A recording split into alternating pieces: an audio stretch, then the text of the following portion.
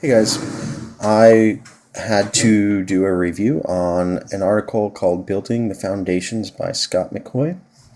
He introduced the article by bringing up auditions and more so about how he has experienced a large number of auditions where students have been poorly taught by previous teachers. He focuses exclusively on what he calls the foundations of singing and how teachers are faced with teaching product versus process. Mr. McCoy opens his argument by stating the old proverb, give a man a fish, you feed him for a day, teach him how to fish, and you feed him for a lifetime. He then asks whether we should tell our students what to do, or should we invest the extra time and energy it takes to teach the student the necessary skills needed to be an independent singer and musician. This is a problem every music educator faces at some point in their life. Progress always appears to happen faster when we teach our student by rote, but doing so prohibits our students from progressing into a self-learner. Mr. McCoy believes that we must help our students build a strong foundation so that they can achieve their personal vocal goals. Posture and breathing is the first foundation that he addresses. He mentions that in his studies as a pianist, along with other non-vocal instruments, breathing has been an integral part of every lesson. He has found that the same is not true when it comes to vocal pedagogy. Vocal students are taught how to breathe in, but not always what to do with the breath and how to breathe out. The experience he had was that, as gifted at singing as his teachers were, they taught him what to sing instead of how to sing.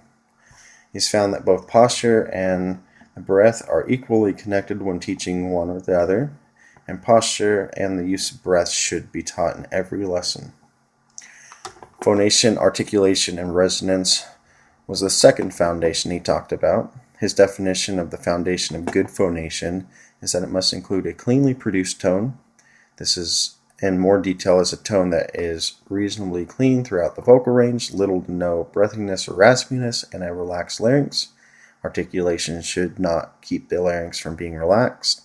Resonance should be balanced and consistent with all vowels, and there should be little to or no change in vocal timbre between vowels. The next thing he brings up is realistic repertoire. He brings up a story of a student he had that came from an art-centered high school where she had her own private voice instructor since the age of 12. This student, as talented as she was, had become lazy and was used to singing repertoire far beyond where she was at because she had forgotten the foundations of singing. His philosophy is that a singer who can successfully and beautifully sing something simple during an audition is far more impressive than one who struggles through a harder piece of music. His last point is music literacy.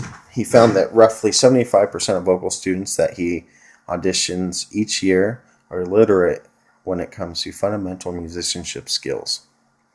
He put some blame on the fact that today's generation views the arts a different way than his generation did. He was talking about when he was a child that every kid had a piano at their home. Because of this, he stresses that 10 minutes per lesson is all it takes to build a student's music literacy. Mr. McCoy brings up a very important subject for educators. It is extremely important that we spend time teaching our students the means to be an individual musician. Without these skills, our students cannot achieve the progress that both the student and instructor strive for. Thanks.